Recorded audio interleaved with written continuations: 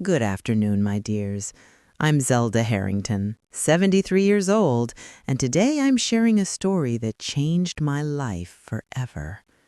It was 1972, and I was just 20 years old, working as a nurse at Pinewood Memorial Hospital in Vermont.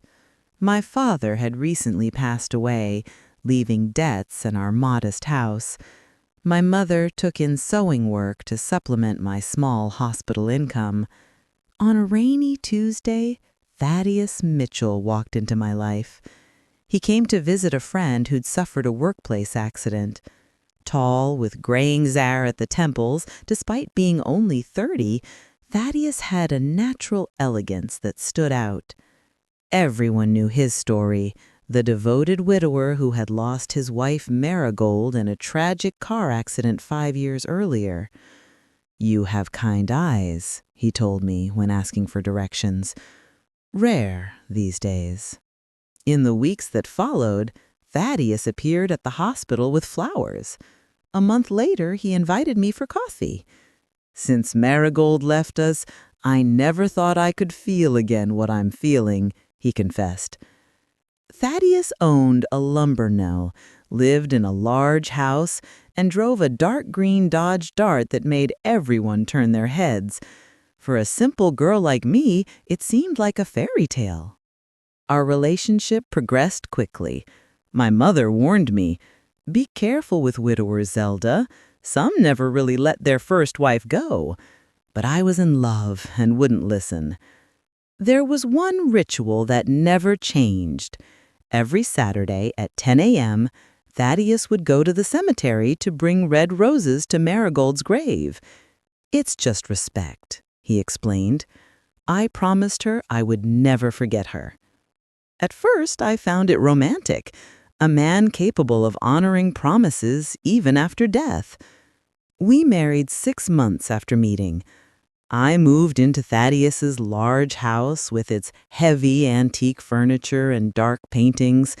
That's when I noticed the locked room on the second floor. "It's just family mementos, old documents," Thaddeus said casually. "I prefer to keep it locked so dust doesn't damage anything." In the first months, Thaddeus was the perfect husband, but his Saturday ritual never changed. Even on our first weekend as newlyweds, there he was at 10 a.m., leaving with red roses. What began to intrigue me were the whispered comments that ceased when I entered a room. Once I clearly heard a woman say, "Poor thing, she'll never take Marigold's place. He'll never love anyone like he loved that woman." Thaddeus spoke little about his first wife. I knew only that they'd met young, that she was from a traditional Boston family, and that the accident happened when she was returning alone from visiting her parents. The car went off the road. There wasn't much left, he would say, always stopping there. On our first anniversary, Thaddeus gave me a pearl necklace. "Marigold loved pearls," he commented, then immediately apologized when he saw my expression. As months passed, I noticed other disturbing details. Thaddeus had frequent nightmares, waking up sweating and murmuring Marigold's name. There were also monthly phone calls he answered in his study behind closed doors. When questioned, he said it was lumber mill business. In our second year of marriage, I became pregnant. I thought a child would change everything, but the cemetery visits intensified. Now he'd sometimes go on Wednesdays, too. "I want to tell her about the baby." Marigold always wanted to be a mother. One day, organizing Thaddeus's closet, I found a small wooden box hidden beneath his shirts. Inside was a woman's wedding ring with an inscription, "Thaddeus and Marigold, eternally, 1962. There was no end date engraved, just a hyphen, as if the story continued. In my 7th month of pregnancy, Thaddeus announced he would travel on business for 3 days. It would be the first time I'd be alone in that house since we married. As soon as he left, I made a decision. I would discover what was in the locked room. I found a spare key in his bedside table drawer. The third key I tried fit perfectly. I pushed the door open and the smell hit me first. Dried flowers, old perfume, and something medicinal. It wasn't a storage room. It was a woman's bedroom preserved like a macabre museum. A perfectly made bed with lace bedspread, a dressing table with perfume bottles and hairbrushes with dark strands still caught in them, makeup arranged as if just used. On the walls hung photographs of a younger Thaddeus alongside a woman of disturbing beauty. Black hair to her waist, large dark eyes. Marigold. The wardrobe contained dresses hanging in color order, all from the 1960s, all looking new. On the bedside table, a book with a bookmark on page 47 and half-full glass of water. Then I noticed the desk. On it was a brown leather-bound journal. The first pages contained Marigold's elegant handwriting, entries from 1961 to 1962 about her relationship with Thaddeus, their marriage, future plans. But there were references to bad days, darkness, and storms in the head. Starting in 1963, the handwriting changed. These were Thaddeus's notes, a one-sided conversation with his absent wife. Visited her today. The doctors say there's no improvement. I can't bear to see her like this. The episodes were getting worse. She could have hurt someone. Sometimes I wonder if I made the right decision, but then I remember the fire.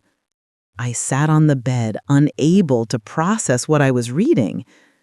Dr. Mendoza suggested electroshock treatments. How can I authorize something like that?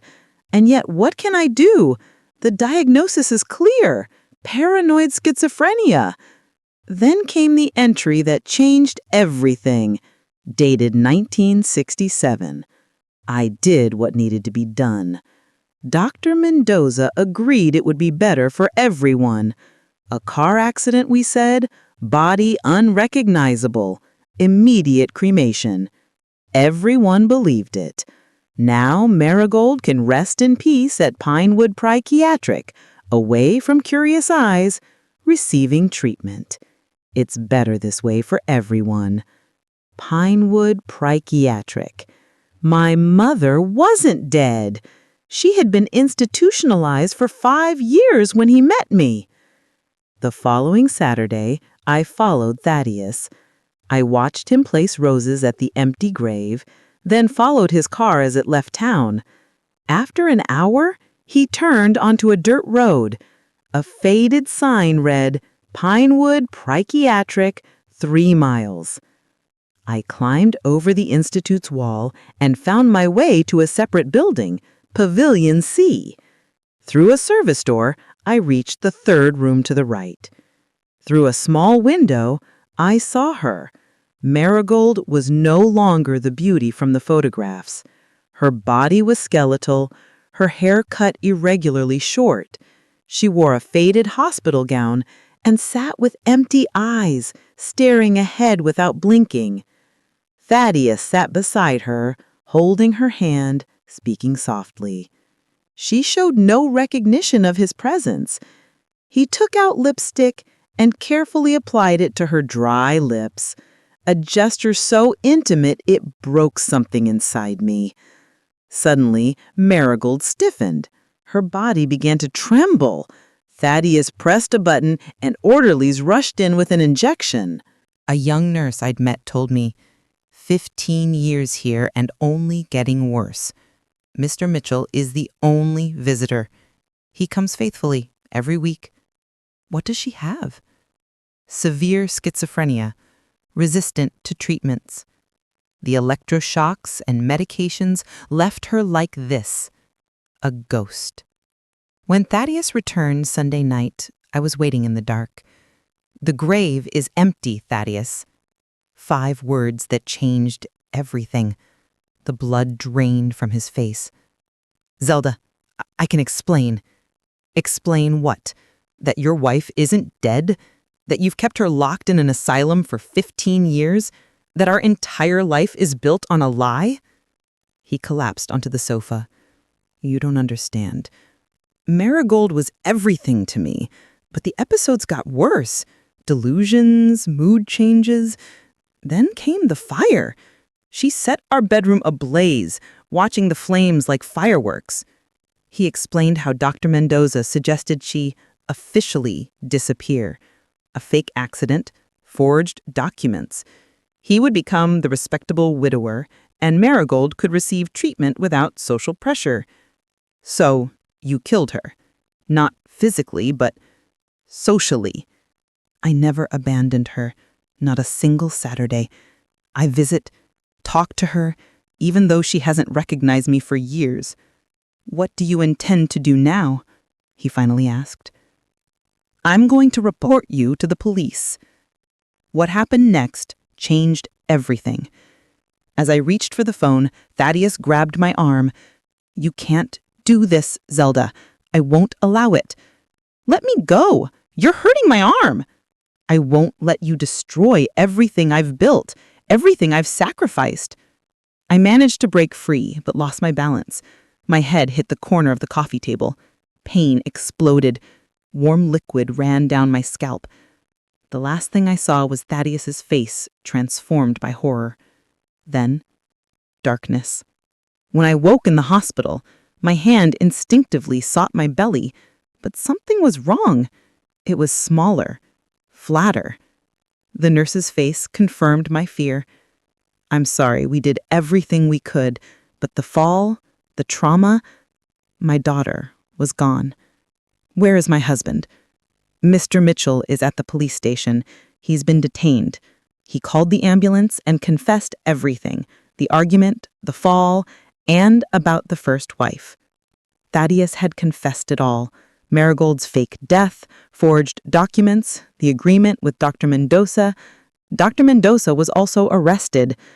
Pinewood Institute underwent investigation, revealing deplorable conditions. Marigold was transferred to a university hospital in Boston. My first visit to her, I saw what years of electroshocks and excessive neuroleptics had done to her. She sat in a wheelchair by the window, vacant gaze fixed beyond the walls, feeding through a nasal tube.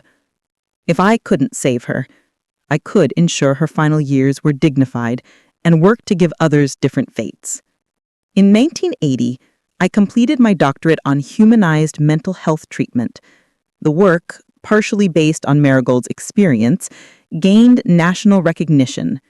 With funding, I created a Center for Innovative Mental Health Studies within Brighton Psychiatric Hospital, where Marigold had been transferred.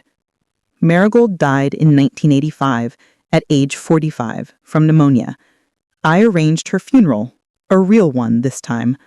On the tombstone, I had engraved Marigold Mitchell, 1940-1985. Her story will not be forgotten.